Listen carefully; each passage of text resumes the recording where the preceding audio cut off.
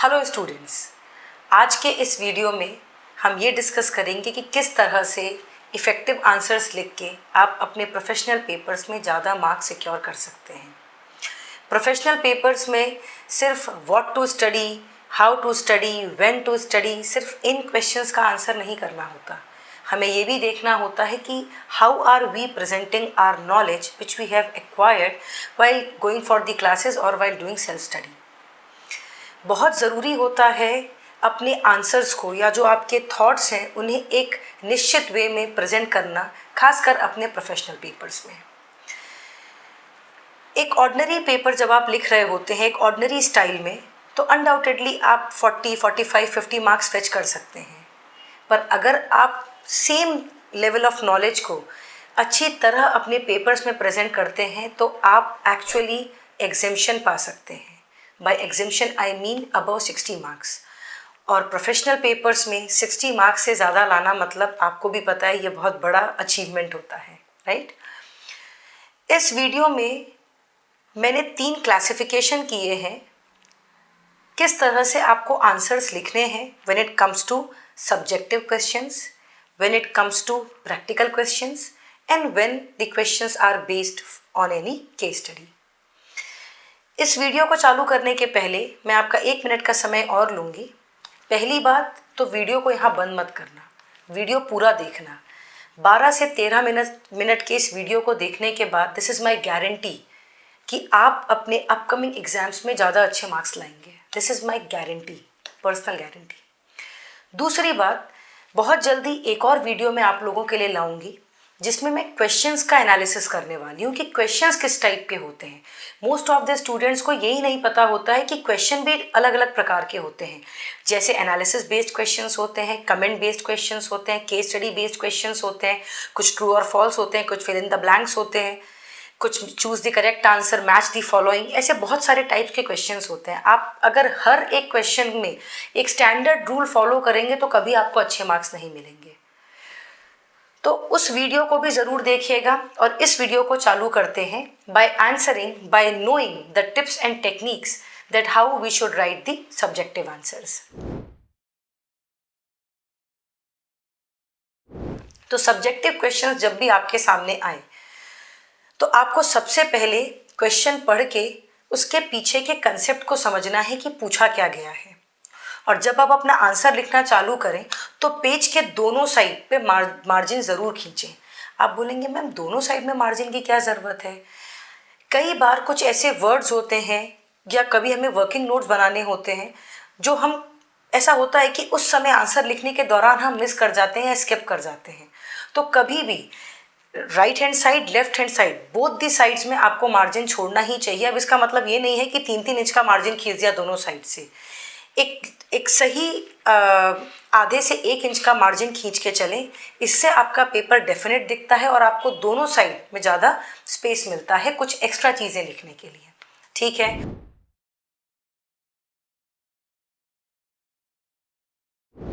दूसरी बात, कभी भी जब आप अपना आंसर लिख रहे हैं, सब्जेक्टिव आंसर लिख रहे हैं, तो सफिशिएंट स्पेस छोड़िए।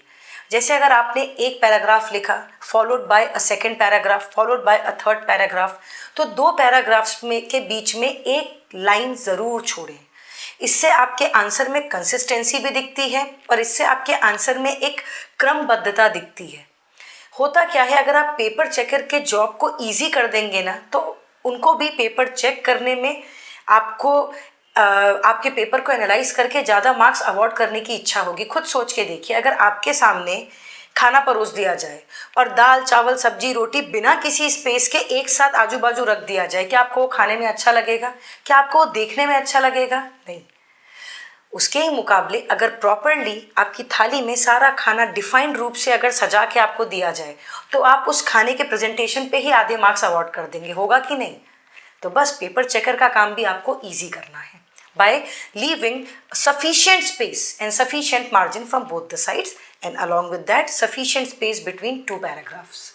Moreover, कई बार ऐसा होता है कि हमारा कोई एक आंसर है जो 1/3, हाफ या थोड़ा सा स्पेस बाकी रह गया है पेज में, पूरा पेज हम नहीं यूज़ कर पाए उस आंसर में, तो हमें वहाँ पे इस प्रकार का एटीट्यूड नहीं रखना है कि नहीं नहीं हम इसी पेज में से सेकंड आंसर भी अपना चालू करेंगे. This is a rule, this is a thumb rule and it is suggested by the institute also, all the institute CA CS CMA, कि आप एक पेज में सिर्फ एक आंसर लिखिए. अब उस आंसर में कितना भी आपका स्पेस ऑक्यूपाई हुआ हो कोई फ़र्क नहीं पड़ता. अगर आपका जो आंसर है वो आधे पेज में ख़त्म हुआ है, इट्स ओके, आप वहाँ पे PTO या एक एरो डाल दीजिए और सब्सिक्वेंट जो अगला पेज है उससे आप अपने अगले आंसर को चालू करिए.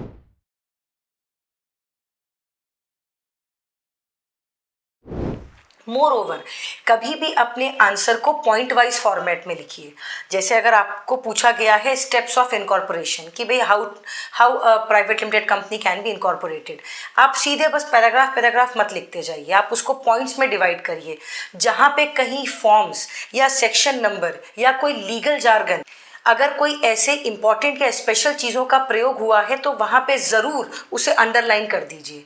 देखिए एक चीज़ और है, ये सारे CA CS CMA जो प्रोफेशनल बॉडीज़ हैं, यहाँ पे आपको क्वांटिटी से ज़्यादा क्वालिटी को मायने देना है. आपको ये समझना होगा कि आपका आंसर क्वालिटेटिवली अच्छा होना चाहिए. क्वांटिटी में आप ज़्यादा उसको बढ़ाने की कोशिश मत करिए. अब क्वालिटेटिव भी जब आप कुछ लिख रहे होते हैं तो आप बोगस कोई चीज़ें नहीं लिख रहे हैं. पर अगर कोई स्पेशल लीगल जार्गन है, कोई ऐसा सेक्शन है, कोई ऐसा क्लॉज है, कोई फॉर्म नंबर है जो आप चाहते हैं कि आप फ्लॉन्ट करें, देखिए मेरा एक छोटा सा उसूल है, when you know it flaunt it. अगर आपको केस स्टडीज़ का नाम, सेक्शंस का नाम, जार्गन्स का नाम, या अगर आपको क्लॉजेस अगर मुंह जबानी रटे हुए हैं, then why not to flaunt it. आपने मेहनत करी है बाकियों के कंपैरिजन में, अगर आपको वो पता है तो ज़रूर लिखिए और ऐसी चीज़ों को अंडरलाइन ज़रूर करिए.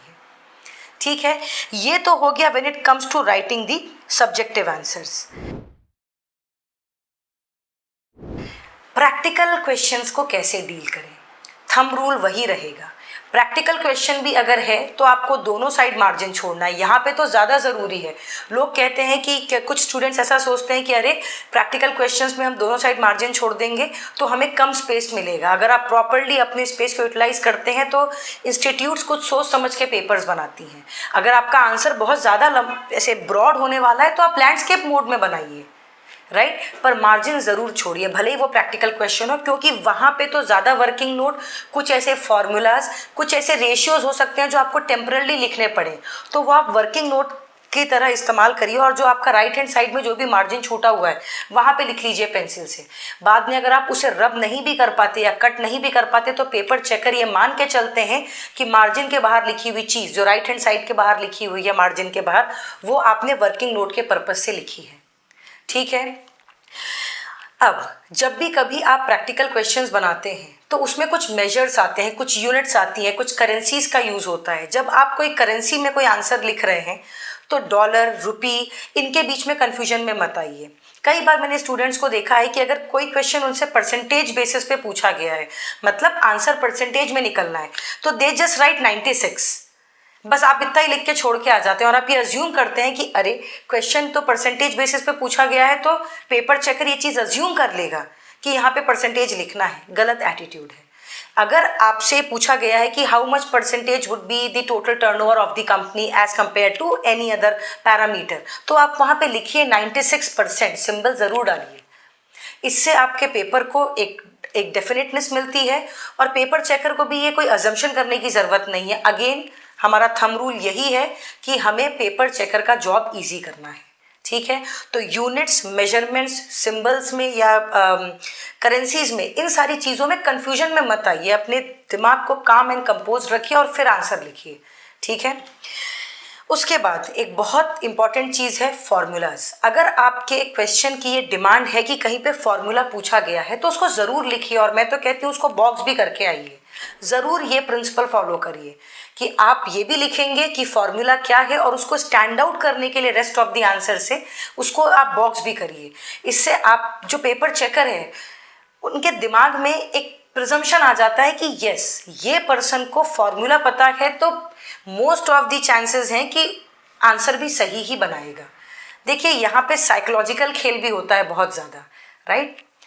Most importantly, last but not the least, when it comes to practical questions more particularly, मैंने कई स्टूडेंट्स को देखा है खासकर सीए फाइनल के स्टूडेंट्स या सीएस प्रोफेशनल के स्टूडेंट्स, सीएमए फाइनल के स्टूडेंट्स, वो ये कहते हैं कि हम पूरा पेपर बना ही नहीं पाए। ऐसा कैसे हो सकता है? आप प्रोफेशनल से, आपको इसी तरह से ट्रेन किया जा रहा है कि आप अपने टाइम और अपनी एनर्जी को मैनेज करें, तो ऐसा कैसे हो गया कि आप अपने पूरा पेपर नहीं बना पाए? तो दिस इज़ माई सजेशन। ये मानना ना मानना आपके ऊपर है, पर as a professional having 11 years of experience in teaching and it will increase obviously after having so many degrees, मैंने एक चीज़ देखी है कि मैंने कभी भी अपना पेपर छोड़ा नहीं है। अगर 100 मार्क्स का पेपर है तो मैं 100 मार्क का अटेम्प्ट करके आऊँगी। आप मुझसे पूछेंगे कि मैम अगर कोई क्वेश्चन हमें नहीं बनता है, कुछ तो पढ़ा होगा। Right what ever you know. आपको कुछ भी अगर उस सब्जेक्ट मैटर के बारे में पता है, प्रोफेशनल स्टडीज़ कर रहे हो तो कुछ तो पता ही होगा, एकदम कुछ फॉरेन तो आपसे पूछ नहीं लेगा, तो ज़रूर उसको लिखिए। At least try to write. अगर ओपिनियन बेस्ड क्वेश्चन है तो अपने ओपिनियन में कुछ तो लिखिए। आपको स्टेप मार्किंग भी होती है, क्या पता आपको 2 से 3 मार्क्स उस आंसर में अवॉर्ड कर दिए जाएं और आपका एग्रीगेट बन जाए। कई बार एग्रीगेट में इंसान 1 या 2 मार्क्स से मात खा जाता है, हमारे साथ भी हुआ है। तो इस दर्द को हम जानते हैं, इसलिए ये गलती नहीं करनी है। मोस्ट इम्पॉर्टेंटली इन 2 पैरामीटर्स के बाद अभी हम आएंगे केस स्टडी बेस्ड क्वेश्चंस में, पर उसके पहले मैं एक बात आपको बताना चाहूँगी कि गलत चीज़ें मत लिख के आना पेपर में कभी। Even case study based questions भी है जहाँ पे आपको कोई और केस का रेफरेंस देना है, कोई सेक्शन नंबर का रेफरेंस देना है। आप ना पेपर चेकर को बेवकूफ़ नहीं बना सकते। जो पेपर चेकर्स होते हैं ना, वो बहुत लर्नेड प्रोफेशनल्स, बहुत एक्सपीरियंस प्रोफेशनल्स वहाँ पे बैठे होते हैं। तो अगर आप ये सोचेंगे कि हम कुछ भी लिख देंगे, कोई भी फॉर्म नंबर लिख देंगे, कुछ तो भी घुमा के लिख देंगे और पेपर चेकर कन्फ्यूजन में आके आपको नंबर अवॉर्ड कर देंगे, तो ऐसा नहीं होने वाला है। मार्क माई वर्ड्स, ऐसा नहीं होने वाला है। वो बहुत एक्सपीरियंस प्रोफेशनल्स हैं, आंखें उनकी ईगल की तरह हो जाती हैं कि वो देख के पहचान जाते हैं कि क्या गलत लिखा गया और क्या सही लिखा गया है। तो ऐसा किसी भी प्रकार का स्कैम अगर दिमाग में आता है तो हमें वो स्कैम नहीं करना है, ठीक है। अब केस स्टडी बेस्ड क्वेश्चंस में आपकी एक निश्चित एक फ्लो होता है, एक निश्चित तरीका होता है उन्हें लिखने का, जिसके लिए मिधास पुरोहित सर जो कंपनी सेक्रेटरी हैं, उनका एक बहुत अच्छा आर्टिकल है और बहुत जल्दी उनका एक वीडियो रोल आउट होने वाला है कि how to attempt case study based questions. उनने एक पैक टेक्निक बताई है अपने आर्टिकल में भी, और जल्दी जो उनका वीडियो आने वाला है वो उस पैक टेक्निक के बेसिस पे आप किस तरह से केस स्टडी बेस्ड क्वेश्चंस को सॉल्व कर सकते हैं, इसमें एक बहुत ऑसम उन्होंने टेक्निक बताई है। तो case study based question solve करने के लिए आप ज़रूर उस वीडियो को देखें। पर आपको मैं एक ब्रीफ ओवरव्यू बता देती हूँ कि किस तरह से आपको अपने आंसर को प्रेजेंट करना है। जब भी कभी आप case study based questions attempt करते हैं तो 3 चीज़ों का हमें ध्यान रखना है।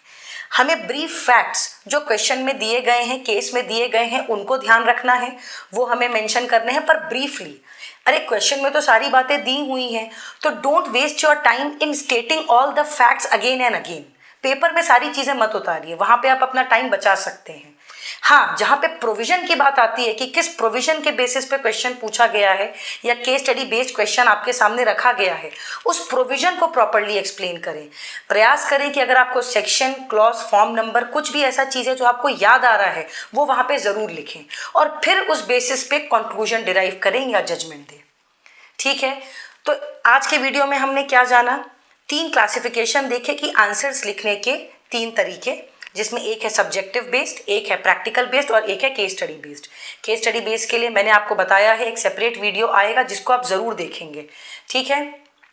आप बोलेंगे कि मैम इतना सारा आपने कुछ बताया, कैसे हम इतनी सारी चीज़ें ध्यान रखें, आंसर लिखें, आंसर भी लिखें, फिर हम ये सब सारी टेक्निक्स भी याद रखें। अगर अभी से ट्राई करोगे ना लिखने का, अभी से ट्राई करोगे इन चीज़ों को प्रैक्टिस करने का, तो मेरी गारंटी है कि आप 1 से 2 हफ्ते में इन चीज़ों को अडेप्ट कर लोगे। एक ह्यूमन ब्रेन को किसी चीज़ को अडेप्ट करने में 20 आवर्स लगते हैं। तो अगर आप कंसिस्टेंटली प्रैक्टिस करते हो किसी चीज़ की, तो आप ज़रूर उस चीज़ को अपने अंदर फॉलो कर सकते हो। अगर आपको ऐसा लगता है कि जो आर्टिकल का, आपको वीडियो डिस्क्रिप्शन में एक लिंक मिलेगा जिसमें मैंने एक आर्टिकल लिखा है, वो आपको डायरेक्टली आप उस लिंक को क्लिक करेंगे तो आप डायरेक्टली राउट हो जाएंगे उस आर्टिकल में। उस आर्टिकल में कुछ आप डिराइव कर सकते हैं, कहीं एक पेज में उसमें से कुछ इंपॉर्टेंट पॉइंट्स आप लिख लीजिए और कहीं पे स्टिक कर लीजिए वॉल पे। रोज़ उठने के बाद इधर उधर घूमते हुए आते जाते आप उन हिट पॉइंट्स को देखिए, उनको पढ़िए। धीरे से आप इस टेक्निक को अडेप्ट भी कर लेंगे और अपनी डेली प्रैक्टिस में भी ले आएंगे, ठीक है। आई होप आप सबको ये वीडियो अच्छा लगा होगा। बहुत सारी इफ़ेक्टिव टेक्निक्स मैंने इसमें बताई हैं। अगर वीडियो बहुत ही ज़्यादा अच्छा लग गया है तो हमेशा मैं आपको कहती हूँ इसको शेयर भी करिए अपने फ्रेंड्स के साथ। इवन कोई भी ऐसा बच्चा जो कि प्रोफेशनल कोर्स में एनरोल्ड है या जनरल पेपर भी अगर लिख रहा है तो याद रखिए कुछ ऐसे टिप्स एंड ट्रिक्स होते हैं जो हर एग्जामिनेशन के लिए कॉमन होते हैं। तो इन टिप्स एंड ट्रिक्स को फॉलो करके आप बहुत अच्छे मार्क्स फेच कर सकते हैं। All the best for your papers. और मेरे पे भरोसा करके इस टेक्निक को अपनाइए, आपको बहुत अच्छे मार्क्स मिलेंगे coming examination. Do subscribe lecture card and press the bell icon for more updates. Thank you.